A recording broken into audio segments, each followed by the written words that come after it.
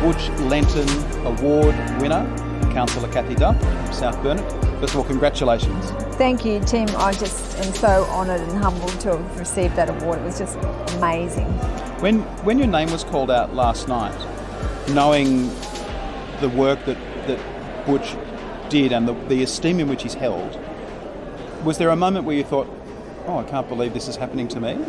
I thought, I can't believe this is happening to me, because I just thought I've read about him and what he's done and the way he inspired his community and what he did with the Waltzing Matilda Centre and all of those things that I could never measure up to Butch.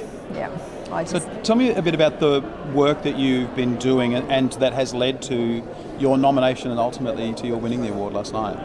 Well, the thing, I absolutely love and support country towns, and my partner who gave the inheritance or left the inheritance to me believed in country towns as well, and so it was all about supporting the small country towns, and Proston is a local town for me and 370 people and a struggling community, and I just thought this is a great opportunity to use that money to make a difference. So tell me a bit about this partner, because it was a local government romance, of which there should be more, but tell me a little bit about it and him and this legacy from him. Well, the thing that was kind of like special for me was that I met him at a local government dinner, the gala dinner in 2012, and I danced the night away with him, and we had a romance for 4 years. And because he was a councillor and I was a councillor, he was a councillor at Southern Downs and me as South Burnett, we shared so much in common, and we used to spend so much time on the phone talking about council issues, and then we'd go to each other's functions when we could. And because I wear pink, he would always wear something matching. If we went to a function together, he'd wear a pink tie or something. We had such a great time together.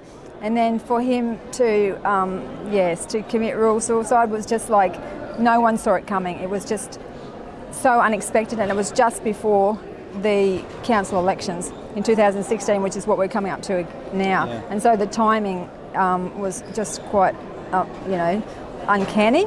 And then to be at this conference, and then I thought, well, just amazing to receive that award, and that's why I wore the dress that I met him in, and it was just sort of like really special. And the whole thing was uncanny in so much as that the money that came through from his inheritance was the amount of money that we needed for first of all for the Proston Men's Shed, and then secondly for the shops. It seemed like it was meant to be. The whole thing was meant to be. So I wanted that legacy of his memory to be, like something that would be a reminder of rural suicide and the tragedy of it, but also the good news that could come from having something great happen with those shops and with that town. Tell me a little bit about that work with the men's shed, because this is the sort of facility, the sort of service that councils are able to help create and help facilitate. But it's also the sort of thing that hopefully keeps men talking, keeps men working, keeps with one another, keeps men having a network. Absolutely, and that's what it's about, mental health and gathering together, and that's what Men's Shed do. And council is always able to help, and we often have land, which we had in Proston, but they couldn't get a shed. They didn't have the money, they couldn't raise the money to get a shed. And so it was just a wonderful opportunity when they had that Vietnam shed that they want, and that's one that's awesome that they can actually build themselves. They had it in their sights, but they didn't have the money, and I thought, well, I've just got this money, I'm just going to give it to them, and that's going to, and again, boost their morale and give them an opportunity to build that shed and really help their mental health and their connectivity, and it was just a good news story.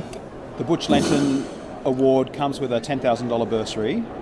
You were able to state straight away in your acceptance speech what you would be doing with that bursary. Can you explain that? Well, I know that that's what they want to do, that the community group that are helping to manage those shops, they want to get that community information centre up and running, and so that's where that money needs to go. That's just so great that they can, because I know they're struggling to get the money now to do that, and that's just going to give them such a shot in the arm. One of the things that I won't forget in a hurry last night was you go to events and you get polite applause. You go to an event and get hearty applause. You get a big, strong ovation. Yours was a long, genuine, heartfelt standing ovation, and I saw people dabbing at their eyes with you there. What did that feel like to be there? I know you're servant of that community, but for you as an individual, for that legacy you're carrying as well. What was that like?